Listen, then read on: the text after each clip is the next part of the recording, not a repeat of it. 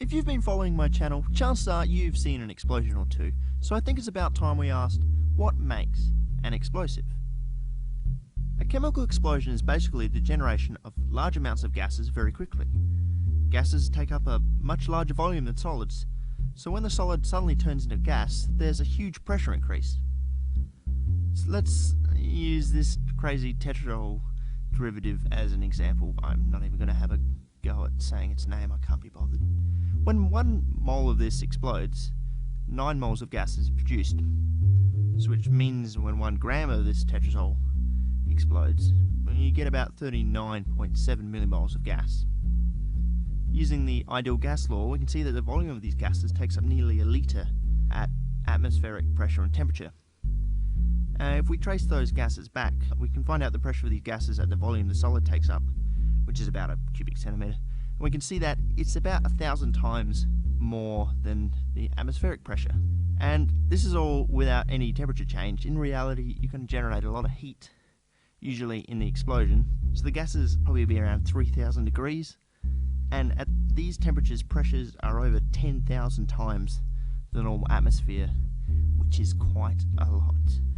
The sudden increase in molecules and production of gases also appeases the god of entropy, who is the decider of all things. Entropy is the spreading out of energy, and its role is a little abstract. Basically, if you want your reaction to output energy at all temperatures, you just need to please the god of entropy.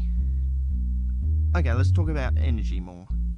Because obviously the released gases have heaps of energy, and energy can't be created or destroyed, so it's coming from somewhere. All molecules have potential energy, and different combinations of atoms have different levels of potential due to more or less stable bonds. This potential is turned into kinetic energy or heat or light. The heat of a campfire, for example, comes from the potential energy of the wood. This concept is called enthalpy, and the value of the potential is called free energy of formation. To give values to molecules, a reference point is needed, and this reference point is that elements in their free state at ordinary pressures have a free energy of formation of 0.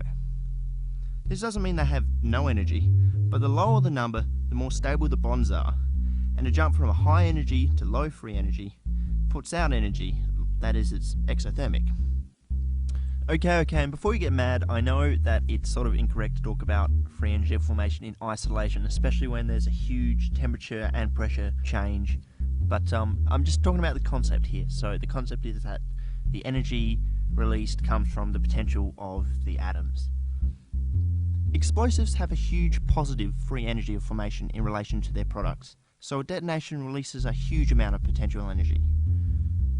When lead azide detonates, it turns into lead and nitrogen gas, so you can see the combined free energy of the products is 0, whereas lead azide itself has a free energy of 1,637 kilojoules per kilogram. So if 1 kilogram of lead azide explodes, it's going to release 1,500 kilojoules of energy. So what's stopping explosives converting their potential energy and forming more stable products just straight away? Why do they even exist? Well, bonds are formed, so some energy is required to break the existing bonds before the atoms can then go on and react further. This energy that's needed to be inputted is called the activation energy. For primary explosives, this activation energy can be so low that the molecule is decomposed when it's given the tiniest amount of thermal or kinetic or static energy. Once this energy is supplied to the molecule, one molecule can react and output enough energy to make the other ones around it react, so it creates this shockwave across the molecule. The speed at which this shockwave moves through a compound has a measurable speed and is referred to as the detonation velocity. The more potential energy something has, the easier it is to make it react, which makes sense, I guess. They're really two sides of the same coin, activation energy and free energy of formation, and they're related through this Arrhenius equation, which is a little dull. You learn about it at some point in chemistry.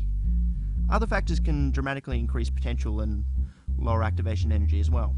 So in nitrogen triiodide, the molecule is extremely unstable due to sterics, which is where basically crowding, so that you've got this tiny nitrogen and you've got these huge iodine atoms around it, and they can't really fit, so they can break apart very easily. Azides are also unstable due to a huge charge difference in the three nitrogens. They don't really like being in this configuration, and they're only really held together through a property called resonance, where the charge can sort of be shared around and somewhat stabilized. Okay, so to recap, if you turn your unstable solid into a large volume of stable gas, you're going to release energy, and I'm going to enjoy it. So this covered the concept of resonance, detonation velocity, enthalpy, entropy, not really entropy. Yeah,